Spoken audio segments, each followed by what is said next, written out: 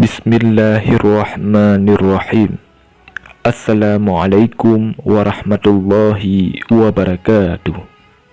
Innal hamdalillah nahmaduhu wa nasta'inuhu wa nastaghfiruh wa na'udzu billahi min syururi anfusina wa min sayyiati a'malina. May yahdihillahu fala mudhillalah wa may yudlil fala hadiyalah.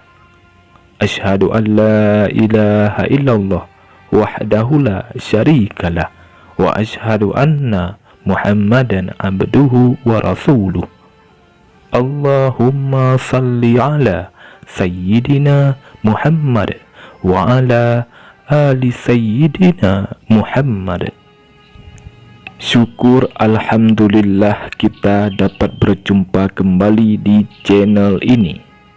Harapan dan doa saya, semoga saudaraku semua yang menonton video ini selalu diberikan kesehatan, dilapangkan rezekinya, diampuni dosanya, dan dipanjangkan umurnya. Amin. Amin. Ya Rabbal Alamin. Sebagai seorang Muslim, kita diwajibkan untuk beribadah kepada Allah Subhanahu wa Ta'ala. Tujuan beribadah tidak lain adalah untuk diri kita sendiri supaya kita bisa meraih keselamatan dan kebahagiaan dunia dan akhirat kelak. Kita sebagai hamba Allah Subhanahu wa Ta'ala wajib mengimani dan melaksanakan syariat yang sudah ditentukan oleh Allah Subhanahu wa Ta'ala melalui Al-Quran dan Sunnah Nabi Muhammad SAW. Selain itu, kita juga dianjurkan untuk mengikuti ijtihad dari para ulama-ulama besar. Di dalam Al-Quran, Allah Subhanahu wa Ta'ala berfirman, sesungguhnya orang yang paling mulia di antara kamu di sisi Allah ialah orang yang paling takwa di antara kamu. Sesungguhnya Allah Maha Mengetahui lagi Maha Mengenal. Quran Surat Al-Hujurat ayat 13. Dari ayat tersebut sudah jelas dikatakan bahwa apabila kita ingin dimuliakan oleh Allah, maka hendaknya kita bertakwa kepada Allah Subhanahu wa Ta'ala dengan sepenuh hati dan jiwa tanpa ada keraguan sedikit pun. Karena dengan hal tersebutlah insya Allah kita bisa meraih ridha Allah Subhanahu wa Ta'ala. Mungkin dari kita masih ada yang mengatakan untuk mendapatkan keselamatan dan kebahagiaan dunia akhirat sangatlah sulit jika tanpa diiringi dengan ibadah, berbuat baik, dan amal soleh. Akan tetapi, bagi orang yang kuat imannya, tentu hal tersebut tidaklah sulit. Karena orang-orang beriman tahu ada kunci rahasia yang sangat mudah untuk bisa meraih ridha dari Allah Subhanahu wa Ta'ala. Hal ini sebagaimana yang telah disebutkan di dalam beberapa ayat Al-Quran maupun hadis-hadis Nabi. Salah satunya tertuang di dalam Al-Quran. Allah Subhanahu wa Ta'ala berfirman, barang siapa mengharap perjumpaan dengan Tuhannya, maka hendaklah ia mengerjakan amal yang saleh dan janganlah ia mempersekutukan seorang pun dalam beribadah kepada Tuhannya. Quran Surah Al-Kahfi ayat 110. Dari ayat tersebut sudah kita ketahui bahwa kita sangat dilarang keras untuk mempersekutukan Allah Subhanahu wa Ta'ala dengan sesuatu apapun, dan merupakan perintah untuk tidak bosan-bosan mengerjakan amal soleh sesuai kemampuan kita. Pada zaman Rasulullah SAW, ada sahabat yang pernah bertanya tentang amalan yang paling disukai oleh Allah Subhanahu wa Ta'ala. Kemudian Rasulullah SAW bersabda, wahai sekalian manusia, kerjakanlah amalan-amalan sesuai dengan kemampuan kalian. Sesungguhnya Allah tidak bosan sampai kalian bosan. Dan sungguh amalan yang paling dicintai oleh Allah yaitu yang dikerjakan secara terus-menerus walaupun sedikit. Hadis riwayat Bukhari dan Muslim.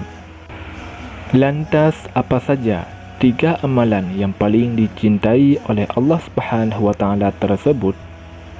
Yang pertama, as-salatu ala waktiha, artinya salat pada waktunya. Salat merupakan rukun Islam kedua yang diwajibkan bagi umat muslim dan ia menjadi tiang agama. Sebagaimana Allah Subhanahu wa taala berfirman, sesungguhnya salat memiliki waktu yang telah ditetapkan bagi orang beriman. Quran Surah An-Nisa ayat 103. Rasulullah SAW juga pernah ditanya, amalan apakah yang paling afdal? Beliau menjawab, salat di awal waktunya. Hadis riwayat Abu Daud. Urusan salat adalah perkara serius dalam Islam. Salat menjadi pembeda pemisah antara seorang muslim dan non-muslim dan merupakan perkara yang pertama kali dihisab pada hari kiamat kelak. Yang kedua, birrul walidain, artinya berbakti kepada orang tua. Selain salat di awal waktu, amalan yang paling dicintai oleh Allah Subhanahu wa taala adalah berbakti kepada orang tua. Sebagaimana Allah Subhanahu wa taala berfirman di dalam Al-Qur'an, dan kami perintahkan kepada manusia berbuat baik kepada kedua orang ibu bapaknya.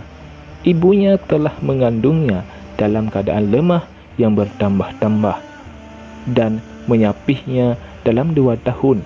Bersyukurlah kepadaku dan kepada 2 orang ibu bapakmu. Hanya kepadakulah kembalimu. Quran Surat Luqman ayat 14. Dari ayat lain, Allah Subhanahu wa taala berfirman, sembahlah Allah dan janganlah kamu mempersekutukannya dengan sesuatu apapun, dan berbuat baiklah kepada kedua orang tua. Quran Surah An-Nisa ayat 36.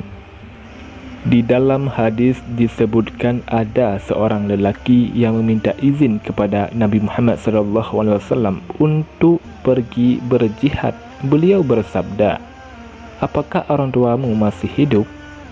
Lelaki tadi menjawab, iya. Nabi Muhammad SAW bersabda, kalau begitu datangilah keduanya dan berjihadlah dengan berbakti kepada mereka. Hadis riwayat Bukhari dan Muslim. Yang ketiga, al-jihadu fi sabilillah, artinya jihad di jalan Allah. Kedudukan jihad di sisi Allah Subhanahu wa taala sangat besar dan keutamaannya diganjar pahala besar. Allah Subhanahu wa taala berfirman, berjuanglah kalian di jalan Allah dengan perjuangan yang sebenar-benarnya. Quran Surat Al-Hajj ayat 78. Para ulama mengatakan, menuntut ilmu adalah bagian dari jihad di jalan Allah, karena agama ini bisa terjaga dengan 2 hal, yaitu dengan ilmu dan berperang berjihad dengan senjata. Sampai-sampai sebagian ulama berkata, sesungguhnya menuntut ilmu lebih utama daripada jihad di jalan Allah dengan pedang. Allah Subhanahu wa taala menjanjikan surga bagi mereka yang berjihad. Rasulullah SAW bersabda, wajib atas kalian berjihad di jalan Allah Subhanahu wa taala. Karena sesungguhnya jihad di jalan Allah Subhanahu wa taala itu merupakan salah satu pintu dari pintu-pintu surga. Allah Subhanahu wa taala akan menghilangkan dengannya dari kesedihan dan kesusahan. Demikianlah yang dapat saya bagikan pada video kali ini. Semoga bermanfaat bagi kita semua. Wallahu a'lam bishawab. Assalamualaikum warahmatullahi wabarakatuh.